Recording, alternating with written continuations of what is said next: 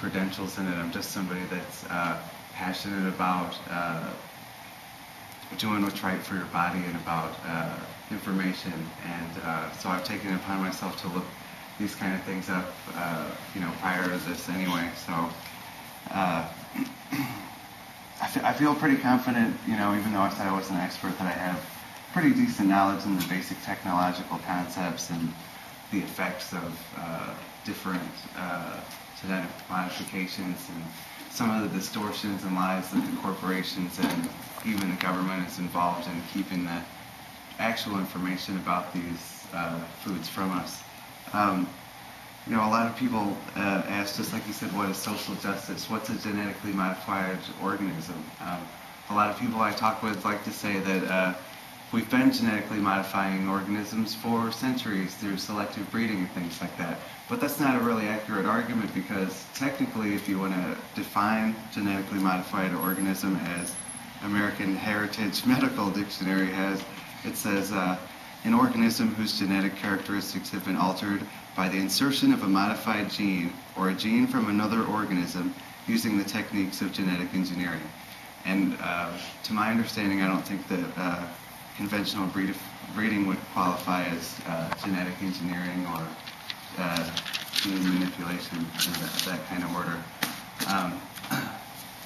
The way this kind of stuff began was because corporations wanted scientists to make plants that were resistant to external threats. And one of the most widely publicized, one of these kind of first experiments with it was that they took DNA from a fish, from a flounder that's naturally resistant to cold conditions, and they wanted to insert this into a tomato plant to make it resistant to cold and frost and things like that. But DNA or organisms will naturally reject foreign DNA, so they had to find a way to make it work. And this is where I really learned some things that I didn't know at first. To get it to behave correctly, you have to get the technology to behave in a way that's invasive to the cells. And there's already some things that are naturally really good at cell invasion, namely bacteria and viruses. And what they do here is they, like in one example, they found a soil bacteria that's naturally immune to their Roundup herbicide. And they wanted to take the DNA and plant it into various plants. But they were successful in this, but it had no effect when it's inserted on its own. It needs like an activator gene from even another organism to make it work. So they take things like E. coli and the Roundup-resistant bacteria and kind of prepare them by splicing their DNA into like little segments and then recombining them. And they can't always control the way that it's recombined, and it has a lot of unanticipated variations of the recombinations and things like that. The plants were still rejecting the DNA at this point, so they developed methods that do things like cause tumors in plants where the cells are more easy to invade the nucleus. They can take tiny streams of electricity and shred little holes in cells to where they're more vulnerable to being invaded by foreign DNA. Or they even have a gene gun that shoots tiny particles of gold coated with DNA into cell walls and things like that. It sounds kind of far-fetched, but it's but all these methods require, like I said, like a promoter gene to turn on the characteristics. And a lot of the places they get these genes are from things that would be normally dangerous to you on their own, like cauliflower mosaic virus and E. coli and things like that. And it's really disturbing, and it has a lot of dangerous implications. It has to work the way a virus does, and viruses do a lot of things that are hard for us to fight off, like they mutate and change into different things. They have to invade your cell and become established and cause the cell to reproduce something that's unnatural to the cell normally. And so, does that have implications for humans when we eat these things? Is it going to work in a way to where it manipulates our DNA and we start to produce these effects in us. Like there's a bacteria in soil called Bacillus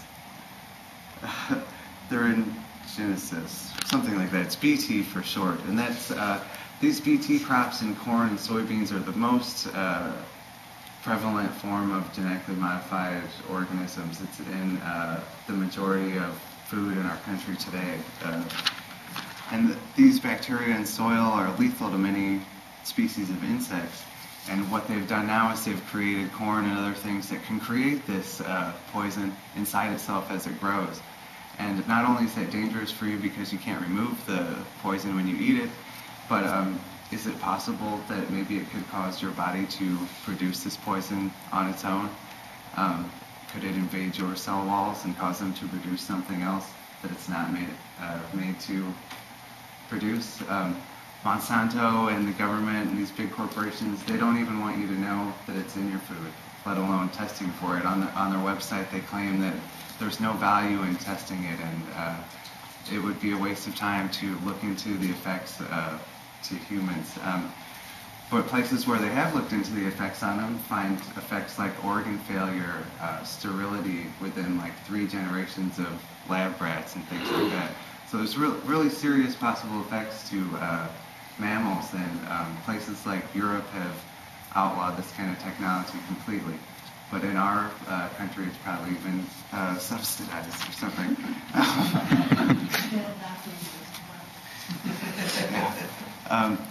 They claim that there's a lot of benefits to these GMO crops, like they produce higher yields, but most studies show that that's not the case. And there's even been recorded instances of countries with high starvation rates where people burn the GMO crops because of the danger to the people. In the Philippines, where people were living right next to some of these BT corn crops, they developed, just from living next to them without even eating them, they developed reoccurring skin problems, respiratory and intestinal problems. Tests revealed that their immune systems had been damaged by the toxins released into the air by BT corn. And now they're even trying to produce pharmaceutical drugs inside of food that you will eat, possibly without your knowledge, such as research chemicals, blood proteins, antibodies, and vaccines, are all things that they're looking at bringing to the marketplace while we're unaware that we're even digesting it.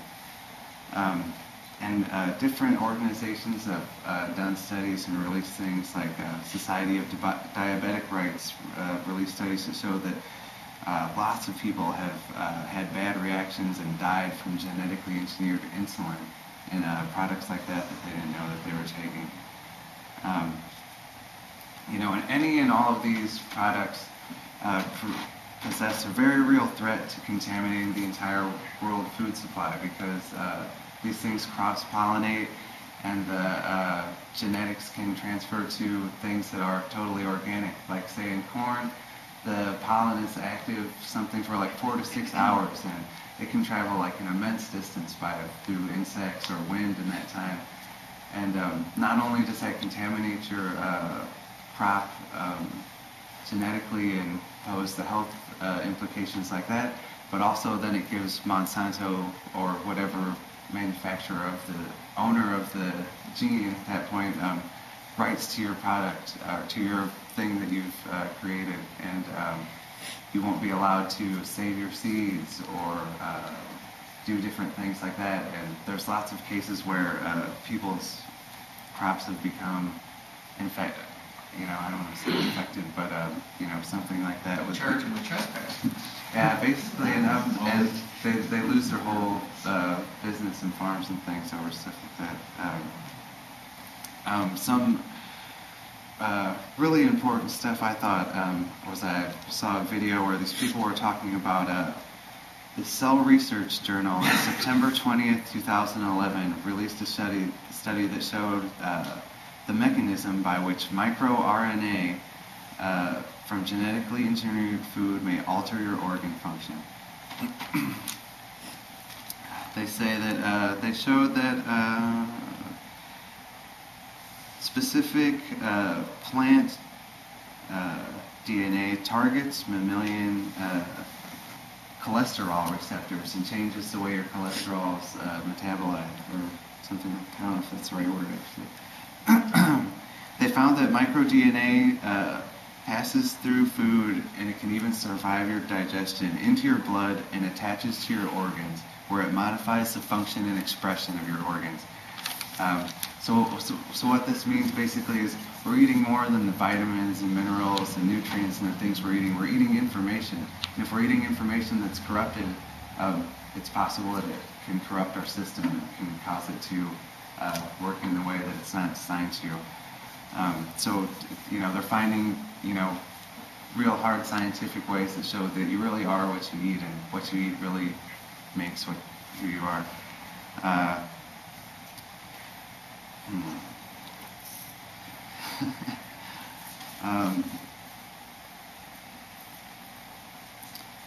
They say that this microDNA has been widely shown to modulate cell specialization, cancer prevention processes, immune responses, and maintenance for cell identity.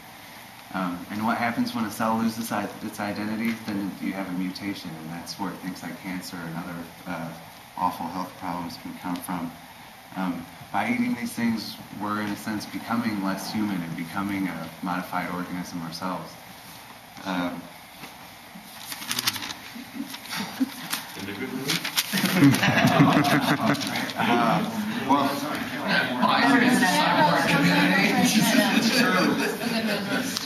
Between my psychology being taken over and my food curing my cancer, while it gives me cancer, I've lost all.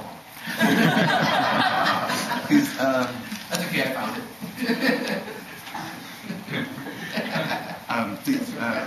it. Food issues and things like that are tied to like so many other things. Like what's his name? Steve? Is that right? Steve said like with social justice and things being connected, and I heard someone else say that. Issues with energy, healthcare, climate change, agriculture, global epidemics and outbreaks of diseases, all these things have ties to the fundamental problems with our food. Like in one example, like the production of food accounts for more than 1/3 of greenhouse gases in our country.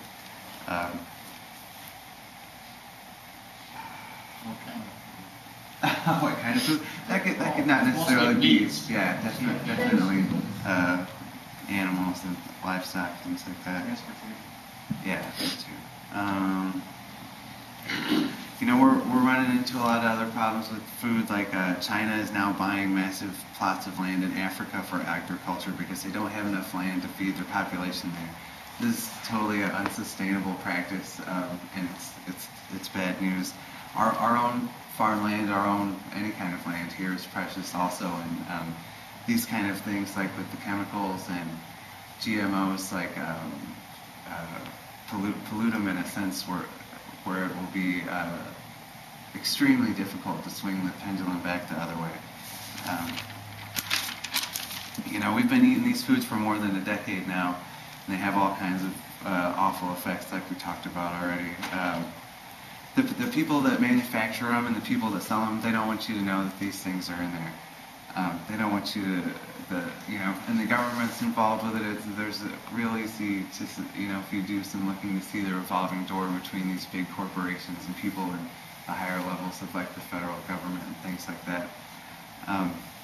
And by keeping the information from you, keeping the knowledge of what these things are that you're consuming, that violates our rights, and it violates basic fundamental principles of the marketplace also. And we can't, I don't believe that we can even sustain life on this planet, let alone create a livable economy, unless we end intellectual property monopolies over seeds and DNA and other essential elements of life that are created by nature and ruined and corrupted by business and for profit and things like that. And like, what can we do with some kind of solutions and things to learn more and stuff like that? That's in a sense maybe more important than learning about it. Just you got to support local growers and farmers markets and co-ops and grow-ops and things like that. But I think even more importantly than supporting organizations that are already out there and things like that is we have to be more responsible for producing things for ourselves at home whenever possible. Like to grow your own food is to know that it's safe.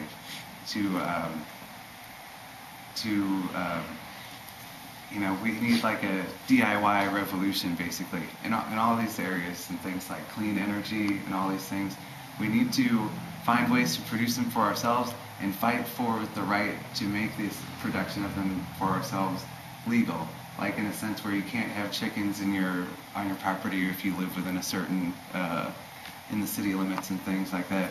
We need to push for these things to be legal again and for the right to produce things for ourselves. And I think without that, if we're just depending on corporations and different things to provide us things that are safe, we're only going to get things we've already got from them. That's awful so far. And don't really, places you can check out, organicconsumers.org, occupy-monsanto.com, but with any of these things, I'm sure you guys know, just use it for a jumping off point and don't take anything as, gospel for whatever, learn more and get verification from other places. So that's about all I have on that.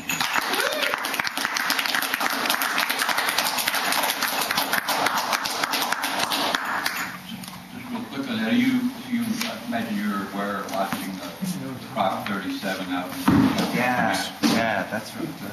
it's a big fight. They're trying to do the GMO labeling again, and Monsanto and all them are spending $1 million a day out there advertising and giving false information to try to fight, because it's on the ballot. People are going to vote whether or not foods will be labeled as genetically modified. What I'm afraid that's going to happen there is a similar thing that happened in the nuclear thing in Vermont, where they'll pass that bill, they'll try to label the foods, and then the FDA will come in and say, you can't do that, this is a federally regulated product, you don't have any say on it as a state. It's not a state issue. That's what I'm afraid is going to happen on that, and I don't know if anybody's looked really hard at that. Which is why we should vote for Romney, because he's for states' rights, right?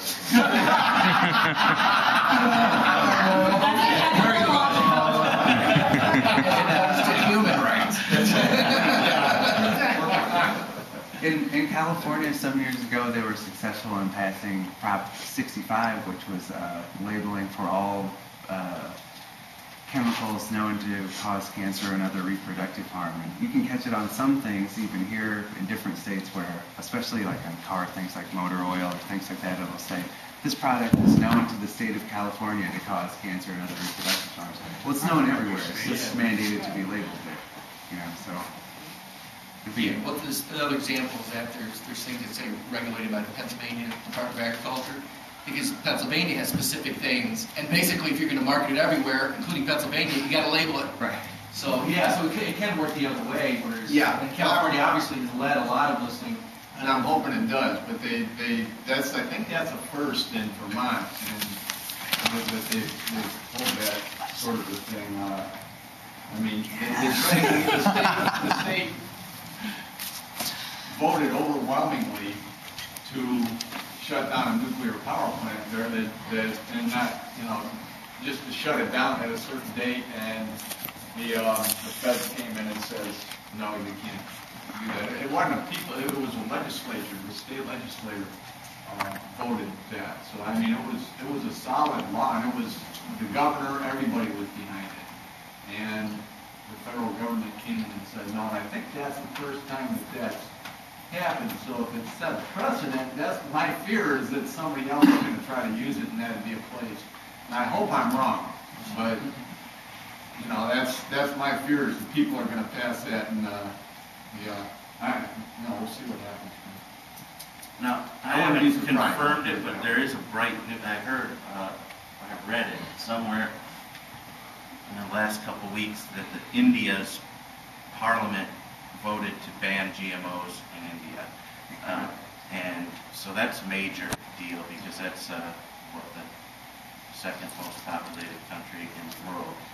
And so it's a step in the right direction. That's where Vandana Shiva is from, who's really kind of been the leader of this movement internationally, right, for seed protection and the rights to know what's in your food, to have food safe.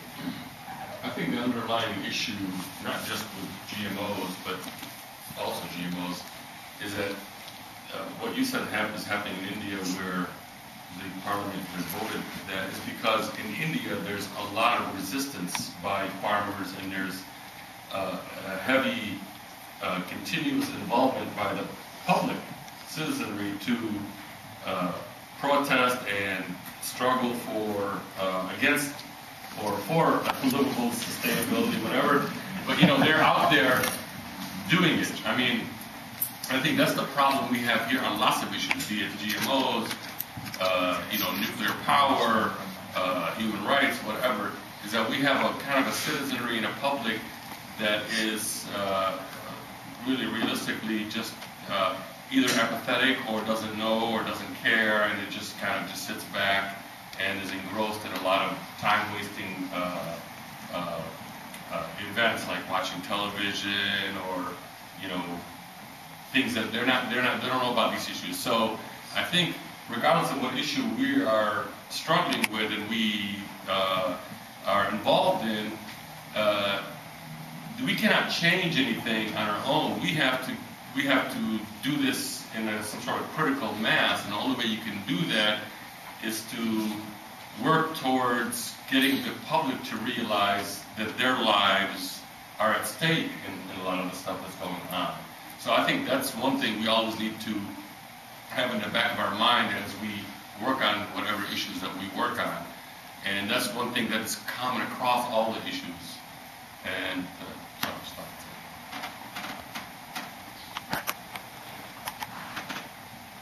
next we can go to either Doug or Katrina, and then Nathan. Hey guys, well, this is a little bit depressing.